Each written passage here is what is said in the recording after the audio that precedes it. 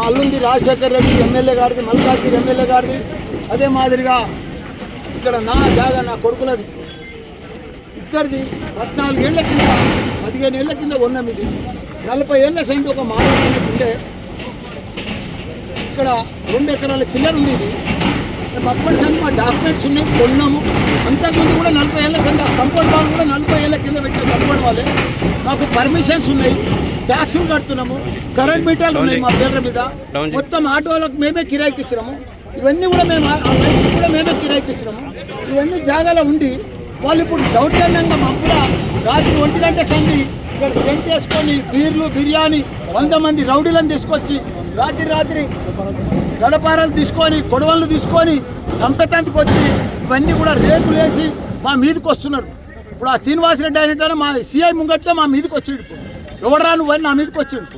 అది కూడా రికార్డ్ అయ్యింది. ఇంత దౌర్జన్యమా? ఆయన కాంగ్రెస్ వాళ్ళు ఇంత దౌర్జన్యం చేసి ఆ లక్ష్మణ్ అన్నాడు విప్పు. మొదటి సంది కూడా నా దానికి వస్తూనే ఉన్నారు. 8 నెలల సంది నడుస్తుంది. ఏదైనా ఉంటే టీ పని చేసుకొని మీ జాగా అవతల ఉన్నది, మిలిటరీలో పోయింది, మాకు సంబంధం లేదు. మా డాక్యుమెంట్స్ ఉన్నాయి, మా డాక్యుమెంట్లు జూమ్గా ఏది ఉన్నా మీరు తీసుకోమని చెప్పినాం, సర్వే చేయమని చెప్పినాం, టీ పని పెట్టమని చెప్పినాం. కానీ రాత్రి ఎలక్షన్లకు తెల్లారి ఇట్లా అందరము మాకు కూడా తెలియదు. కొంతమంది వచ్చి మా వాళ్ళ సెల్ ఫోన్లన్నీ గుంజుకొని ఆటోలకంతా ఆటో షెడ్లన్నీ గులగొట్టి అక్కడ పెద్ద షెడ్ ఉండే ఆ షెడ్ అంతా చూడండి ఎంత దౌర్జన్యం చేసి. ఇంత దౌర్జన్యం చేస్తే ఎట్లా మేము ఒక ఎమ్మెల్యేలమే మామూలు ప్రజలకు ఏముంటుంది చెప్పు. నేను సిఐ గారికి కూడా 8:30కే ఫోన్ చేసిన, ఆయన కూడా వస్తున్నాడు. ఏసీపీకి చేసిన, డీసీపీ మేడంకు చేసిన. ఇప్పుడే వాళ్ళు వచ్చిర్రు. వాళ్ళు వచ్చినాక ఇంకో ఉండేవాళ్ళంతా పోయి ఇప్పుడు. కాబట్టి ఆ శ్రీనివాసరెడ్డి కూడా ఇన్నే ఉన్నాడు. ఇప్పుడు ఆయన ఇప్పుడు అరెస్ట్ చేయమని చెప్తున్నాను నేను. ఎందుకంటే మా జాగల వాళ్ళకి ఏదైనా ఇంజక్షన్ ఆర్డర్ ఉంది, వాళ్ళకి ఏదైనా డాక్యుమెంట్ ఉంది, వాళ్ళకి ఏదైనా ల్యాండ్ ఉంది.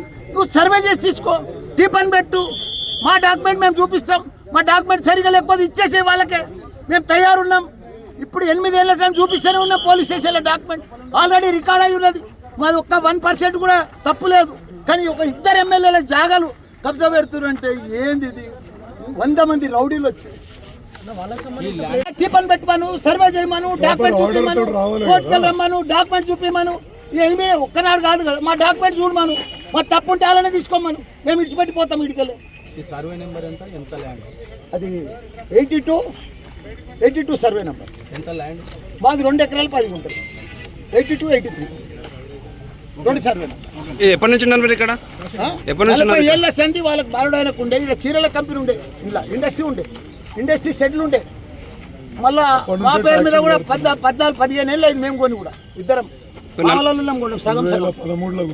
మరి అప్పటి నుంచి మీరు ఇక్కడ కబ్జా మీద ఉన్నప్పుడు ఇప్పుడు మళ్ళీ కొత్త వాళ్ళు రావడానికి గల కారణాలు ఏమనుకో? దౌర్జన్యం అయ్యా, కాంగ్రెస్ ప్రభుత్వం వచ్చింది. దౌర్జన్యం మీరే చూస్తారు కదా, మాకు కూడా తెలియదు. 2 నెలల కింద